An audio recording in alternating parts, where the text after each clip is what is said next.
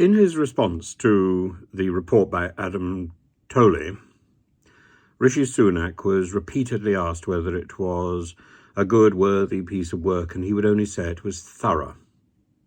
Well, for something that's taken so long to write, that's an extraordinary snub, I think, of a senior barrister.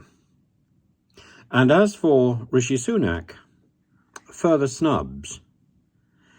He seems utterly unwilling to learn, utterly unwilling to reflect on the possibility that he has done something which was inappropriate. The report found that he had been involved in an abuse or misuse of power in a way that undermines or humiliates, that he had acted in a way which was intimidating and persistently aggressive.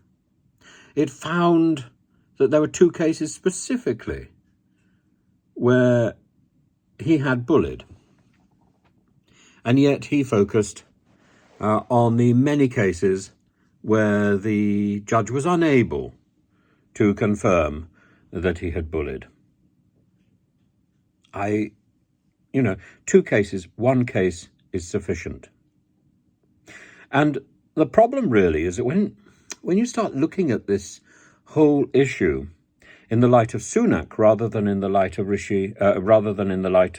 Raab, it takes on a wholly different meaning, because Sunak pledged at the beginning of his term of office to restore integrity to government. He said there would be accountability when people don't behave in the way that they should. Well, surely this is an instance of that.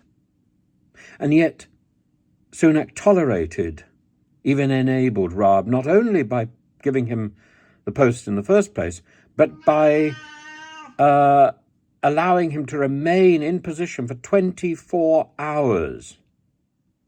And the media has tolerated and enabled Raab. The ERG, of course, has enabled Raab.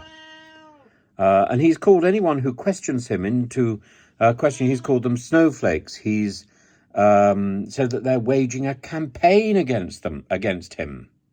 He's talked about feminists as obnoxious bigots, wokery gone wild. And he's even said that our workers are among the worst idlers in the world. And that is something that he wrote down. Pay is being extremely persistent at the moment. Now, that was in plain text. It wasn't spur of the moment stuff. It was considered, it was thought through. If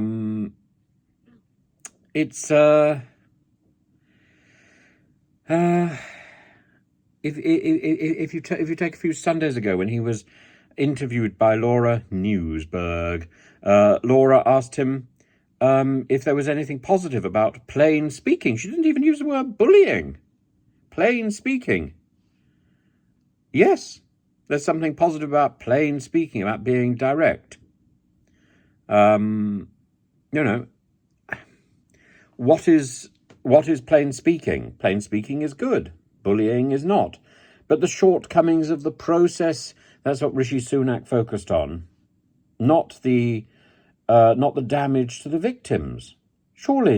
Surely anybody knows that there must be 2 victims in this story if there are 2 cases that are upheld, at least 2 victims, which led to Raab's resignation. But why has the Prime Minister not focused on them?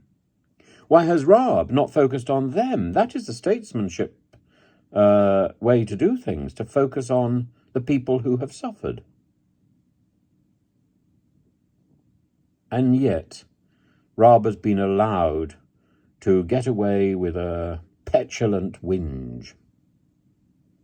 And indeed, we're told that at the Prime Minister's briefings, journalists were advised to ensure, to make sure that people knew that ministers should ensure accountability while remaining robust with officials, and therefore this would require a revision of the way things are done. I would absolutely call for a revision of the way things are done. In fact, without that, we cannot proceed.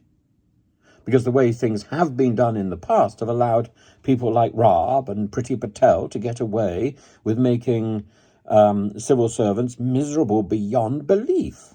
So miserable that they're looking for other jobs. So miserable that they're asking to be transferred to other duties so they don't have to come across these people. And again, that's something that hasn't really been flagged up in the reports about Dominic Raab's departure. I think the departure of Dominic Raab, on reflection, says a lot more about Rishi Sunak and about the regime he has allowed to have power. And it's not positive. And it's the first time, really, that I've reflected on the Prime Minister's tenure and thought, this is not good. It needs to change dramatically. It may not, there may have been times when I thought it wasn't good enough. There may have been times when I thought he was potentially weak. Now I think in not coming down clearly about Dominic Raab's failure and manifest error, behaviour, I think he is indicating a lack of moral direction, a lack of an ability to put into practice the promises he made on the steps of number 10. If he can't do that, really, he should go. I'm sorry.